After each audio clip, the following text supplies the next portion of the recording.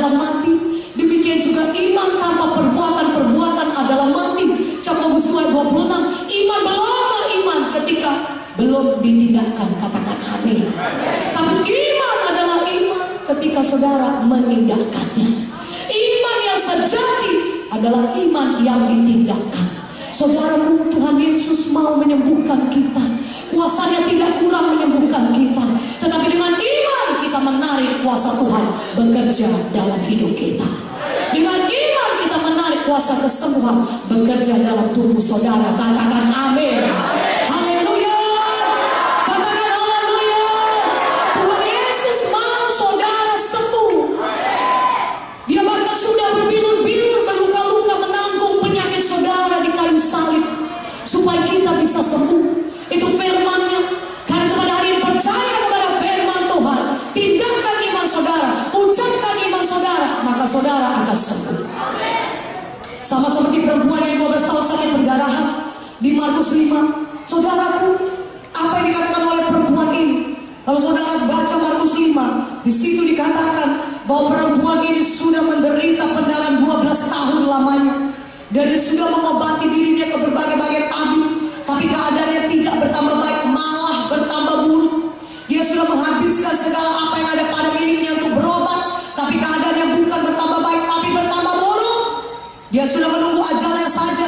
Mungkin kalau zaman sekarang ini kita namakan penyakit yang demikian terus-menerus, saudara, tidak berarti sudah namakan kanker, saudaraku. Itu penyakit yang gawat, saudara. Tetapi firman Tuhan menuliskan, ketika wanita ini mendengar berita-berita tentang Yesus, haleluya, maka bangkitlah imannya. Ketika dia mendengar berita tentang Yesus, maka wanita ini mulai mengucapkan imannya. Dia berkata, asal ku jamah saja jubahnya, aku pasti sembuh. Aku pasti sembuh. Aku pasti sembuh. Kalau ku jamah saja jubah Yesus, aku pasti sembuh. Katakan amin.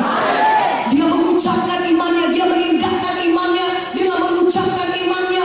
Dia berkata, aku pasti sembuh. Dan kalau terjemahan aslinya berkata, dia terus-menerus berkata. Jadi dia tidak bimbang, tapi dia terus-menerus berkata. Dan dia bertindak juga, dia berjalan.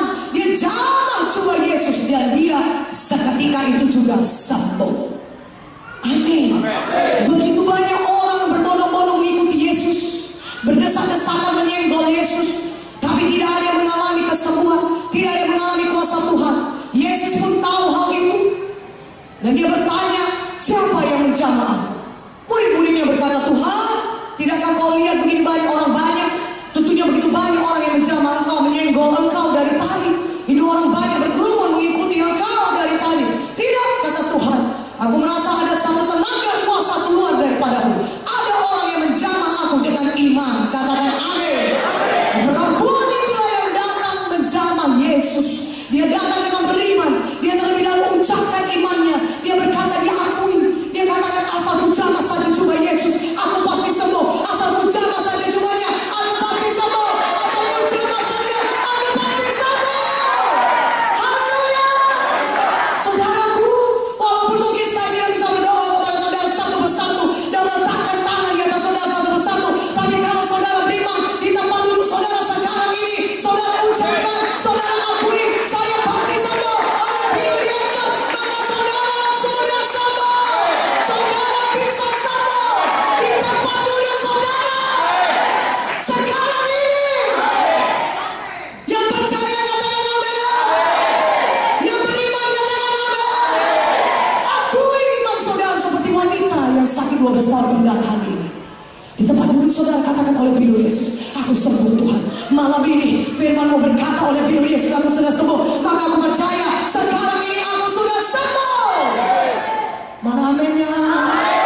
Lebih kuat aminnya.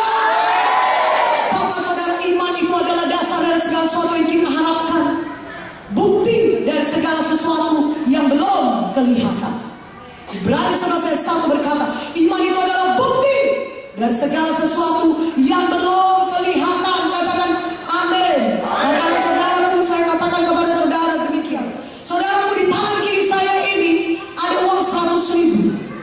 Di tangan kiri saya ini ada uang 100.000. Apakah saudara percaya? Saudara katakan, saya percaya, Bu. Di tangan kiri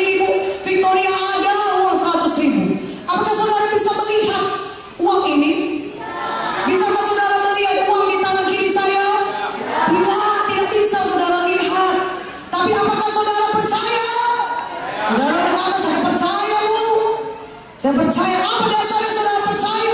Ucapan saya yang mengatakan di tangan kiri saya ada uang 100.000. Saudara berkata, saya percaya Ibu Pendeta Victoria tidak mungkin berbohong. Dia kan Ibu Pendeta, dia kerjanya menyampaikan firman Tuhan.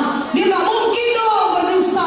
Kalau dia bilang ada uang 100.000 di tangan kirinya, pasti ada uang 100.000. Saya percaya, walaupun saya tidak lihat uang itu, tapi saya percaya ada uang 100.000 di tangan kiri Ibu Victoria. Dan benar saja saudara, memang ada uang 100.000 di tangan kiri saya. Katakan amin. Haleluya. Amen. Tapi kalau saya katakan begini, saudaraku, apakah saudara percaya ada uang 100.000 di tangan kiri saya ini? Saudara percaya ada uang 100.000? Saudara berkata, ya saya percaya ada uang 100.000, kan sudah saya lihat. Saudara bilang,